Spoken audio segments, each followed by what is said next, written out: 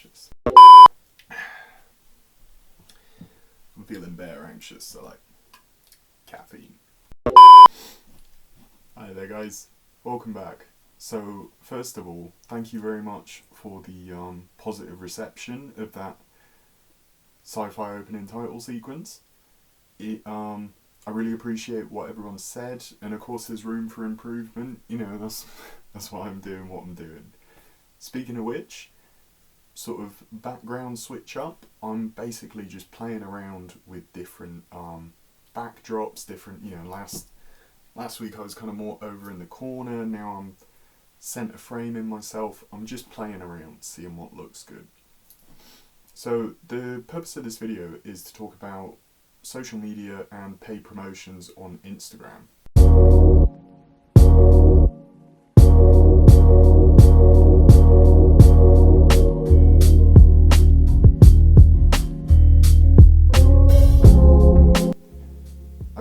I just wanted to talk about what I found out, because recently I took out a very small paid promotion on Instagram to use as a bit of a learning experience. So it all came about because in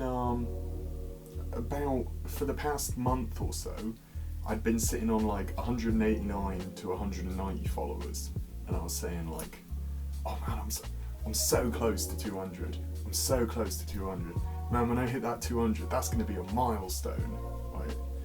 And I created this narrative in my mind that somehow on the other side of 200 might feel a bit different or something like that. And I do my best to utilize Instagram's features to increase, you know, engagement, including use of hashtags, use of location tags, and use of actual tags, you know, tagging people. And it's worked quite well so far. But I've been sat on like 189, 190 for a while, and I was like, man, I really want to break the back of 200. So I started watching a bunch of videos on paid promotions on Instagram. Basically sort of understanding it from an algorithmic perspective, trying to understand a little bit more of how it works, how it basically what it's meant to do. And after like, I don't know, probably about 3 hours of watching videos, I was like, I'm gonna do it. This is a good idea. And so when you go into Instagram, you can, like, how can I put it?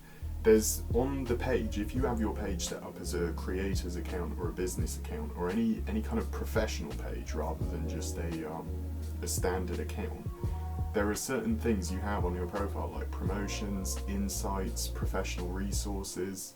So all I did is just click on promotions, and I then picked a photo. I decided to pick one that I took looking through the gate of the Cathedral Close because it's very Salisbury, and me trying to market myself as a Salisbury photographer, you know, is once again using that location and that backdrop to my advantage. And so I picked that photo. You then go through and it says, do you want an automatic selection of an audience, or do you want to choose the audience? And I went automatic. I just thought, leave it up to Instagram. Instagram probably knows what it's doing. And then there are like these sliders basically, and it's like, how much do you want to spend and how long do you want your promotion to last for? So you can drag the sliders across. So what I did personally, because I just wanted it to be like a little small, see if it was any effective, was I wanted it to run for 6 days because that was the suggested minimum, and I wanted to spend £1 per day. So I spent £6 on an Instagram promotion basically. And I noticed the whole time that I was like fiddling with sliders and stuff, I had a tiny bit of adrenaline going on because I was like, oh, you know, exciting and, you know, spending money. And yeah, so I did all of this, I checked it, I rechecked it, I was like, right, cool, do it. And I pressed the button. And on the other side of pressing the button, I thought that I would somehow feel better. But what I ended up feeling was just more anxious. I was like, was that a good idea? Should I have done that? What was that like? You know, just all sorts of questions and doubts around the decision that I've made came up. And so I remember Willen looking at me at the time. He was like, "You alright, mate?" I was like, yeah, I'm fine. How? You alright? What time is it? Is that straight? Is that straight right there? Is it, wait, see, I'll fix it. No, is that straight? I can't, is it, Meg, sweep that up. Just get a broom, sweep that up. Put it in your room, but sweep it up first. Like, it's kind of how I feel now shooting this video, like, just that anxious energy, like, I didn't know what to do with it. And anyway, this promotion ran for 6 days, like I said, and in the first day I didn't really see anything. I was kind of like, oh, have I wasted my money? And then I think it was the second day that it ran, the amount of people seeing my profile went from like, you know, sort of like getting along like that to like, but like that, and I had like a kind of visibility shock of like, oh my god. Oh my god! Okay, it's happening. Everybody stay calm. What's the procedure, everyone? What's the procedure? Stay calm! There's something about not being prepared for having a load of eyes on you, which can really take you by surprise. And seeing it go like that was almost concerning. I was like, oh my god. And there's something which I don't know whether creatives have spoken about, but it's something that I notice within myself, is that part of what I do as a creative, putting myself out there, I'm very aware of the fact that that could also lead to attack of some kind and criticism of some kind. And nobody likes criticism. I mean, like, I'm a relatively secure person, and yeah, I don't deal with criticism too well at the best times. Constructive criticism every day of the week. That's why I appreciate the people I have around me, because they're not afraid to tell me if I made a mistake. Like Willen, who was sat there all smug looking at me after I paid for the promotion, like, feel good about yourself, mate. But yeah, and having eyes on me and sort of having that experience of, because the narrative that I told myself, the thing I thought I wanted was more people to see my work. I'm proud of my photos. I really like where my photos are going, from how they've started off to what they're at now, and the sort of room there is to improve even more. I'm very happy with it. And interestingly enough, something that I noticed is that the better I feel my photos are, the more importance I place on their success. As in, before, I was, you know, it was just me taking photos on my housemate's camera, like tiny little thing. I'm sure majority of the people watching know the camera I'm talking about. Just taking photos of empty streets. There wasn't a lot of thought put into composition. I hadn't practiced a lot then, but now with the type of photography that I'm doing, because it takes more time for me to frame things up, because it takes more time for me to, you know, I've invested money in equipment and all that sort of stuff. There's this thing that I tell myself where I'm like, they're worth more, and I'm judging my own value by my perceived value of what I'm creating. And it's a bit of a trap. It's a trap! And it's something that I'm not always aware of, but it's that thing where all of a sudden I sort of catch myself and I'm like, hang on a sec, why do I care what my numbers look like? Why am I even thinking about my numbers? And it's something which, as a creative, as someone who's putting themselves out there, you try so hard to not pay attention to, is how many views did the video get? How many likes did the photo get?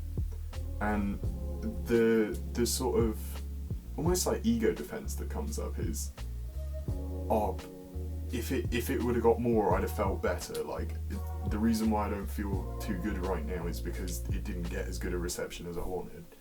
Truth is that I'm only in like my first or my second year of creating. I'm supposed to be rubbish. The only people who are meant to support me are like my close friends and people who are also on a similar journey. It's not, I don't know why I'm in a rush for attention or, you know, some kind of acknowledgement and people like going, oh my god, Sam, you're amazing. As in, I do know that, I'm consistently working on that, but yeah, and so this whole process really opened like a can of worms around like an internal ambivalence within myself around, do I want attention? Do I want acknowledgement? Because as much as I can say to myself, oh man, this video ain't doing so good, that really sucks, you know, like I deserve more views, there's like a real sense of entitlement around it. And it's something that as a creative, I'm constantly managing and trying to not like give into it. Give yourself to the dark side. It is the only way.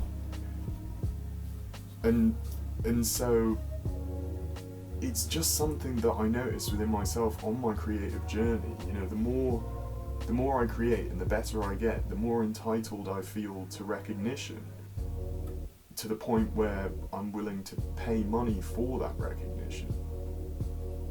But the interesting backfire that happened is that I got the recognition, you know, like the numbers went like that, and I didn't feel good. I didn't feel like, yes, this is what I deserve.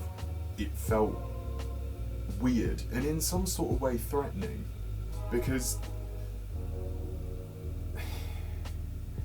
I haven't figured out within myself completely where I want to go with this journey. And part of that is, what level of success am I comfortable with? That's something that I can change within myself, the level of success that I feel comfortable with.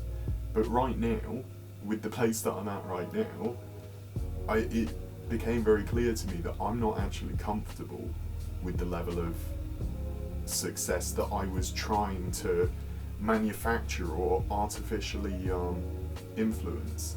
Because the posts that I promoted, usually on average, I will get something between 15 and 25 likes per photo. Majority of the people are either, in fact, the majority of the people are people from college, and there's some people from my workplace who like them, and then there's, you know, the rest which is sort of like brought on from hashtags or the location tags. And the post that I promoted is now sitting on what I believe is 107 likes. And it doesn't feel deserved because I manufactured it. And even then, like, the amount of likes on a post hasn't changed my, you know, my sense of value within myself. It's just been another, oh, that happened. So it's kind of a trap that I wanted to share, just because I found it fascinating how I built up this narrative. I told myself this story that I'd somehow feel different, and £6 isn't that much, and all that sort of stuff. And now on the other side of it, I broke the 200 followers mark, but nothing's changed. My skill set is still the same level that it's at. My people who consistently like and engage with my content is still the same. A number changed, a number that I placed importance on, and now, you know, have realised means nothing in the grand scheme of things. So it was an interesting experience, and one that I wanted to share, because as a creative, there are so many traps. There are so many traps all over the place that I create for myself. I don't need to go into the whole social media, you know, and like the way in which it manipulates your brain, because we all know that. I feel like that's common knowledge at this point. But for me, it's just another step in my journey of learning about my relationship with social media, my relationship with my ego, my sense of entitlement, and just trying to remain grounded, trying to remain myself an honest representation of myself. Yeah, because that to me is the goal. You know, like when I've got a camera in my hands and I'm creating, I feel good. That's the sense of purpose and meaning that I draw from the experience. It's not, I have never once like got any number of likes and been like, yes, this is why I do this.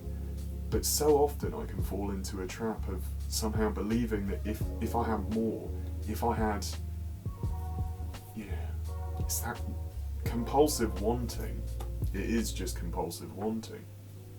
And so I just analysed it, became aware of it, because this is the first time I've ever like paid to push my content. And to be honest with you, I don't think I'll ever do it again. I just set myself up there. I see that. We'll come back to this video if I ever do it again. but yeah. I think that's pretty much all I wanted to say on the matter. I just really wanted to share it, to show you like what it actually looks like when you do that, but more than that, how I felt within the process. You know, I'm all about the journey, and so this was just another step along the road. There was a really good video which helped me within this while the paid promotion was going on by Evan Ranft.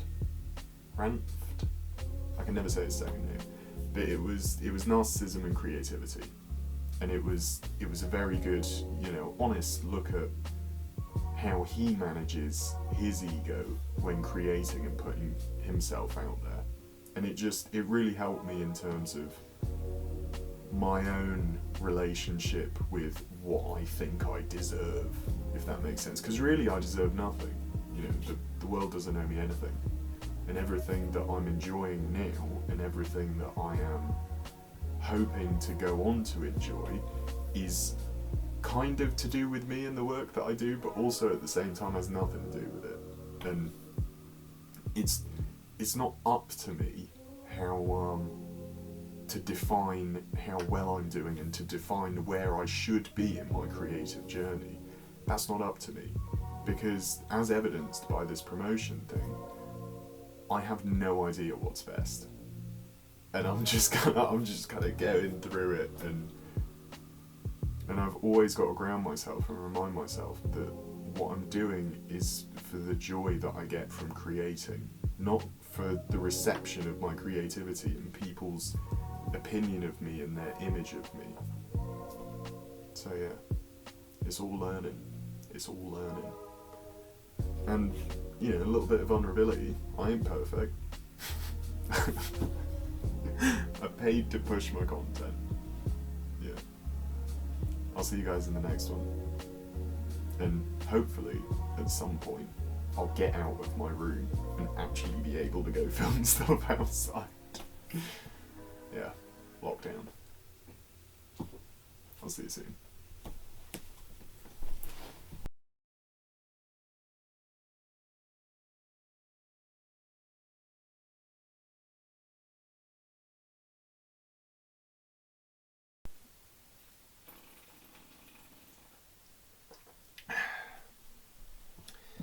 I'm feeling bare anxious, so like caffeine.